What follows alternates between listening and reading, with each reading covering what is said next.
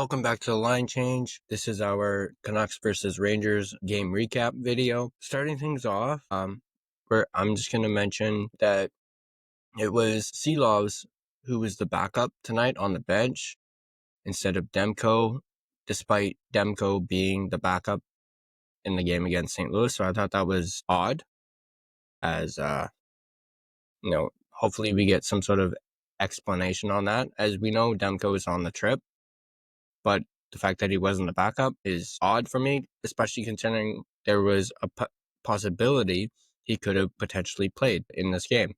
But moving on, starting off with the first period, it was definitely a much better start for the Canucks in this game than the game against St. Louis. Dakota Joshua scores his 5th of the season at 11 minutes and 51 seconds, assisted by Hughes and Amon. This was point number 400 for Quinn Hughes. Quinn Hughes is at 400 points.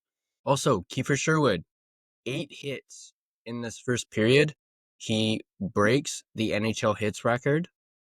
He tied it against St. Louis with 10 hits in that game. So just this first period alone, he finishes with 8 hits. So a big congratulations to Kiefer Sherwood on breaking the record. There's also, he could potentially reach 400 hits by the end of the season. So let's hope that Sherwood can do that. The Canucks were controlling most of the offensive zone time in this first period. The final shots in the first period were 11-1 in favor of Vancouver. So the Rangers only managed 1 shot on goal in this first period. So things were looking pretty good for the Canucks in this first period. Moving forward to the second period, JT Miller with a little playful shove on Quinn Hughes, I noticed. Some people are going back and forth on this. Was it, a little shot from Miller? I didn't really read too much into it when they showed it. Miller just being Miller. EP40 left the bench in the second period and went to the dressing room. It looked like he may have hurt himself on a face-off draw. Maybe his ribs or his midsection. And then Shesterkin gets penalized for grabbing face washing Sherwood, out of nowhere. I don't understand what Shesterkin was thinking there, but he got penalized for it. Canucks were not able to convert on that power play. Matter of fact, the Canucks ended up going 0 for 4 on the power play today. DeBrusk also got a penalty for roughing when he was getting mugged by 3 Rangers. So I don't understand the roughing call on that.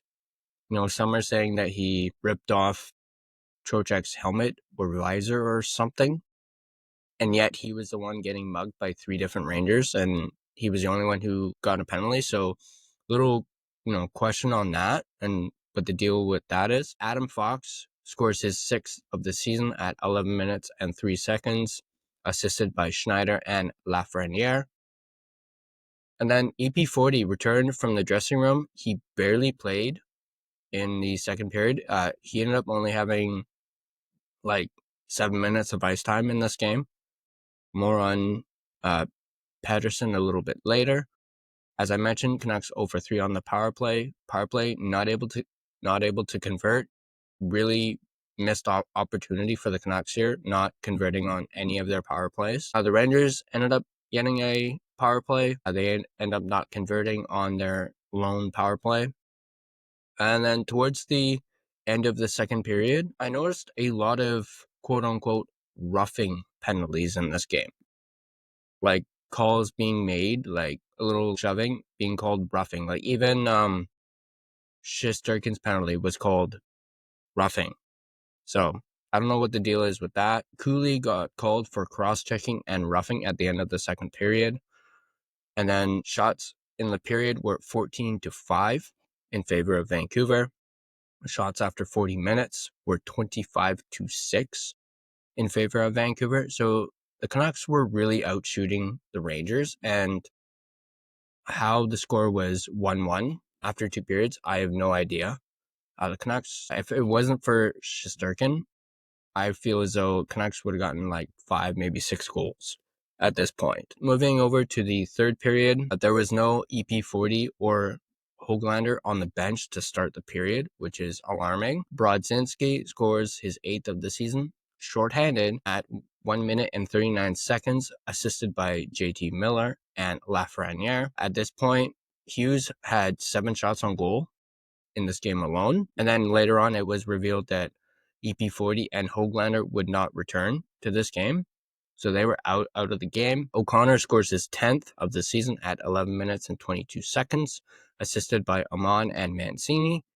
And then Keandre Miller scores his 6th of the season at 12 minutes and 40 seconds, assisted by Trocheck and Fox. The Rangers, 3 goals on 10 shots. Lankinen was not having a really good night.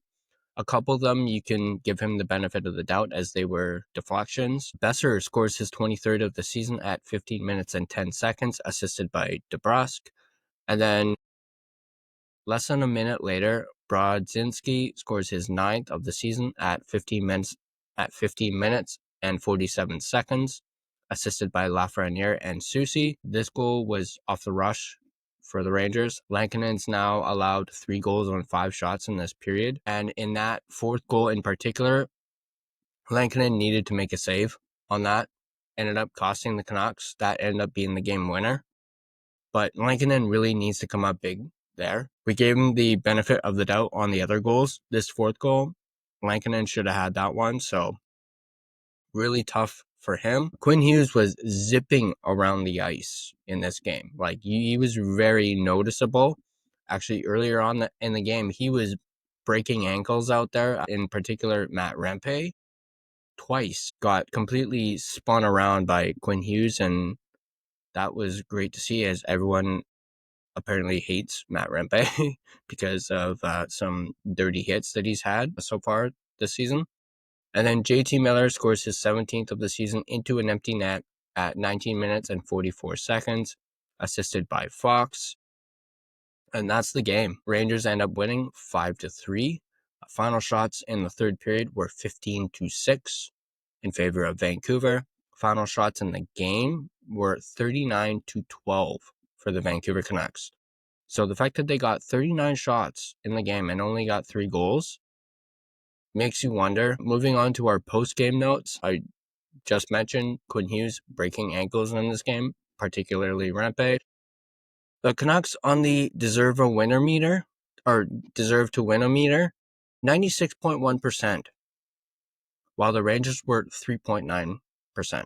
So the Canucks should have won this game, is basically what that's saying, considering the shots on goal for the Rangers and the shots on goal for the Canucks. The Canucks not only did they deserve to win this game, they should have won this game.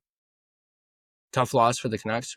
They were pressuring late in the 3rd period, trying to tie it up. We mentioned Elias Pettersson and Höglander leaving the game. I would say that was a bit of a dagger for the Canucks, as Höglander's been one of their best forwards since the Four Nations break. Obviously, with Elias Pettersson leaving the game, Elias Pettersson's point streak has come to an end. So it ends at 6 games. The Canucks were, as I mentioned earlier, for 4 on the power play, which they need to come up big on the power play if they want to win these games and get into the playoffs. As of this recording, there's no updates on Elias Pettersson. So we'll be staying tuned to see what happens Monday as the Canucks play New Jersey. Moving forward to our player of the game. Not a whole lot to choose from, but I ended up going with Quinn Hughes.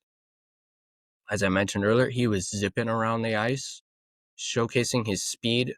And this was amazing considering we all know Quinn is not 100%. And the way he was just dancing around the Rangers defense and moving the puck into the offensive zone was mind-blowing. And this is him at less than 100%. Imagine if he was at 100%.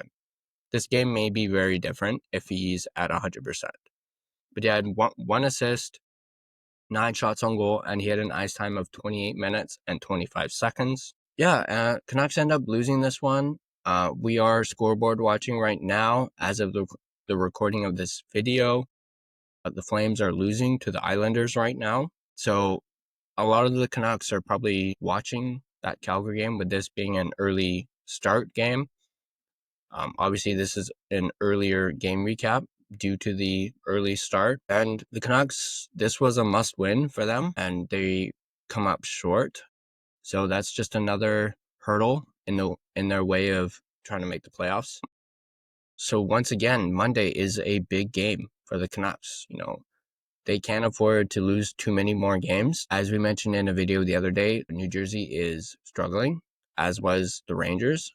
So the Canucks need to come up big on Monday against the New Jersey Devils if they want to stay in this playoff race. Obviously, we won't know the final score in the Flames game until later on, as that is currently ongoing. Either way, the Canucks are going to remain below the playoff bar going into Monday. So that's going to do it for this game recap video.